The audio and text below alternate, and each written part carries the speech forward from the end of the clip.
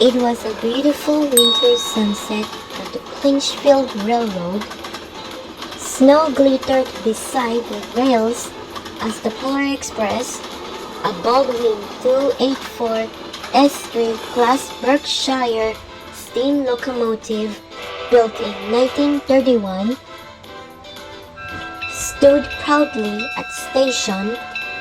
With a joyful blast of his whistle, he began to move, happily carrying his express cars as he headed toward the main line.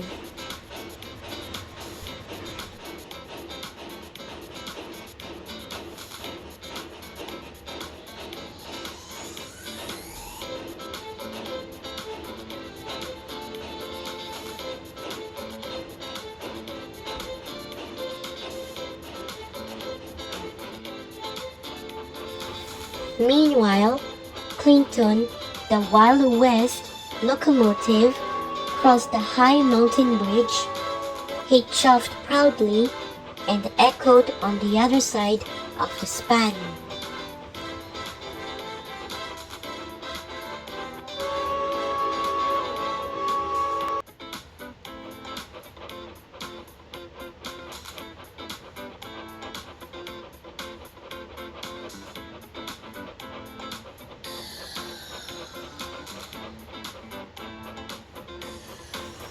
Not far away, Jessica, Clinchfield 311, an old but reliable 482 mountain-type engine, was pulling her passenger coaches toward Campton Station. She crossed carefully an old wooden bridge, chuffing steadily until she safely arrived at the station. Her whistle echoed through the mountains as night as slowly.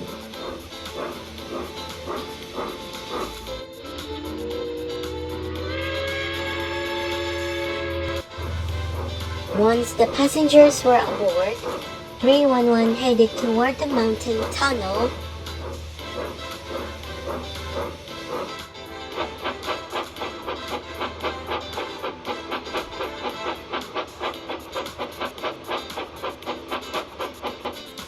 Later that evening, the other locomotives returned from their winter duties, tired but satisfied. Mountain Express Number 7, Bernie, the Santa Fe diesel, and the rest hurried back into the shed.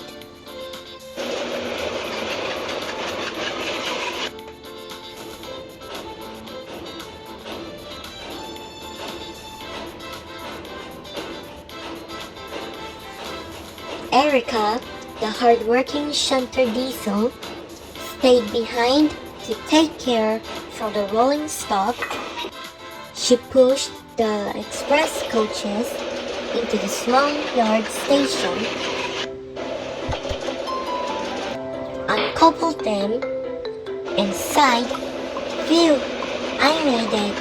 Exhausted, she soon fell asleep in the yard.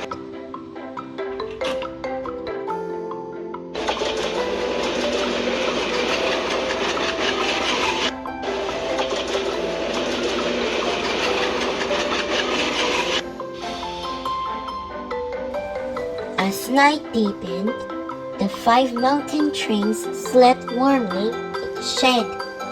Suddenly, the Polar Express thundered past, crossing the red bridge and racing through the town, his chuffing fading into the darkness.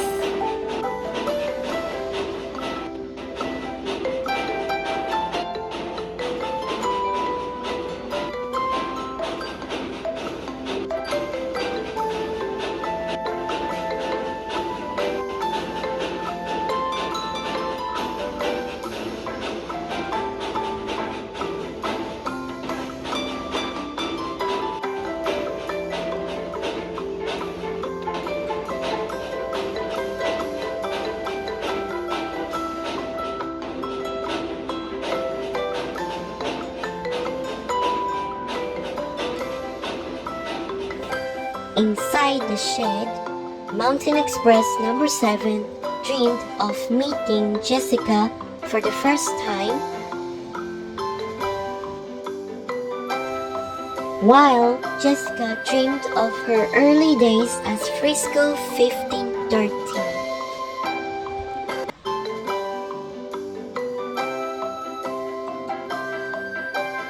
The next morning, the engines awoke and prepared for another busy day. Mountain Express went to work.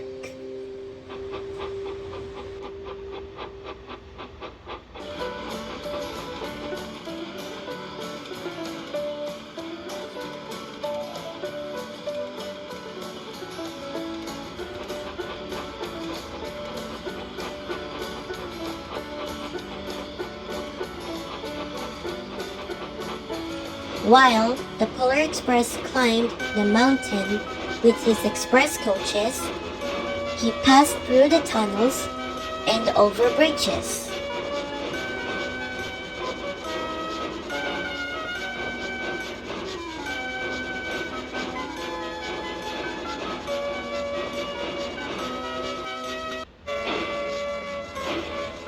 Until suddenly, he began to slow down unnoticed.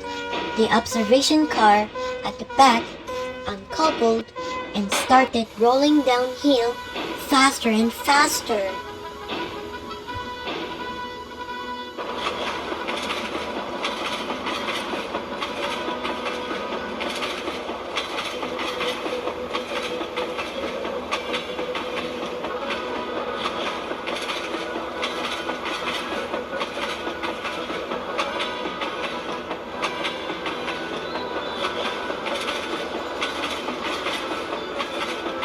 The Polar Express stopped halfway across the mountain bridge. "Why did we stop?" he asked. The passengers asked.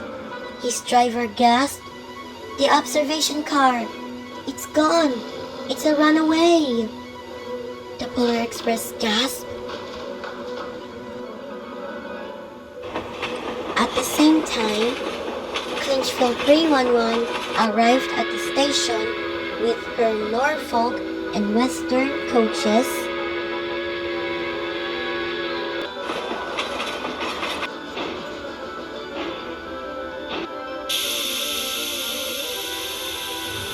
Suddenly, she heard a strange rushing sound.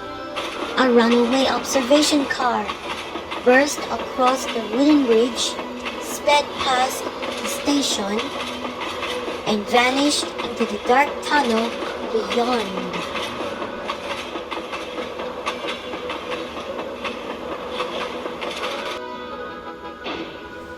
Back at the station, the Polar Express returned and blew his whistle. The passengers stepped off while the driver explained what had happened. Nearby, Daniel, a 21,000 class tender engine, was being washed and polished when he saw something flash by like a shooting star. "What was that?" he exclaimed. Trouble was ahead. Mountain Express number 7, hauling tank cars, spotted the runaway coach just before the bridge. The observation car splashed into the water below. Thankfully, no one was hurt. But Mountain Express number 7 was stuck. Soon, rescue engines arrived. A black diesel took charge of the tankers, while the rescuers carefully lifted Mountain Express number 7 and the damaged observation car and brought them to the repair shop. And that is another story.